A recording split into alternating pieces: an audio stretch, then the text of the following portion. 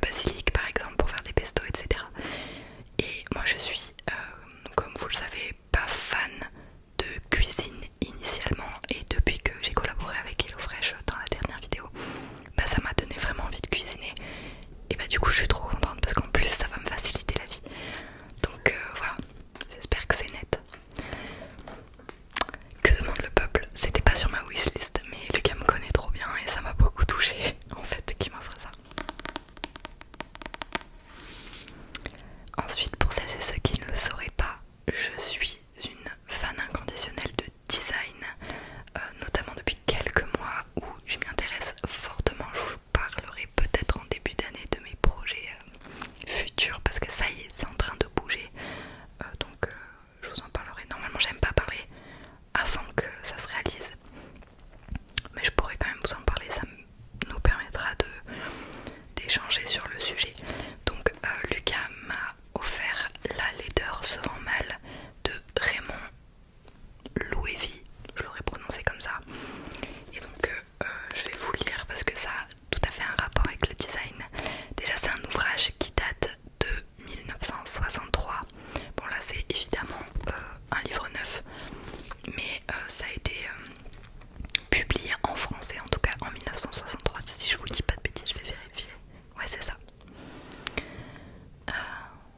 Ok, et je vais vous lire du coup la quatrième de couverture. Donc et désolé si vous entendez du bruit parce qu'il y a beaucoup de vent. Il faut être une œuvre d'art ou en porter une, disait Oscar Wilde. Raymond Loewy a fait sien cet aphorisme. Depuis la plus tendre enfance, il rêve de locomotives, d'automobiles, de navires. Âgé de 15 ans, il donne son cœur à 12 magnifiques créatures. Ce sont 12 locomotives d'un entrepôt du PLM. Il quitte l'Europe pour New York. Entre les deux guerres, ses premières impressions, nous les trouvons dans ce livre écrit 30 ans plus tard. On fabriquait à tort et à travers ascenseurs, moulins à café, grues mécaniques, etc. Avec pour seule préoccupation que ça marche.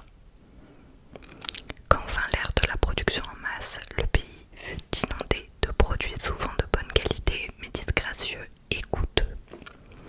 Raymond Loewy, d'abord étalagiste, crée bientôt une profession, celle d'esthéticien industriel, et entreprend une croisade contre la laideur,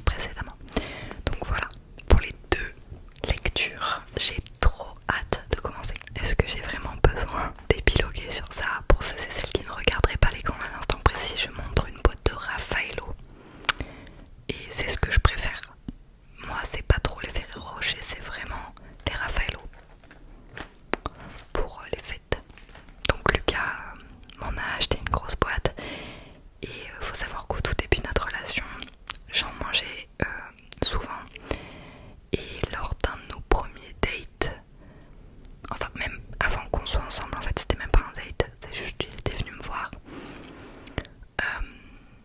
Il m'en avait acheté 2 boîtes mais plus grosses que ça. J'ai su que ça serait le bon mec, jusque là que ça serait l'amant de ma vie quoi.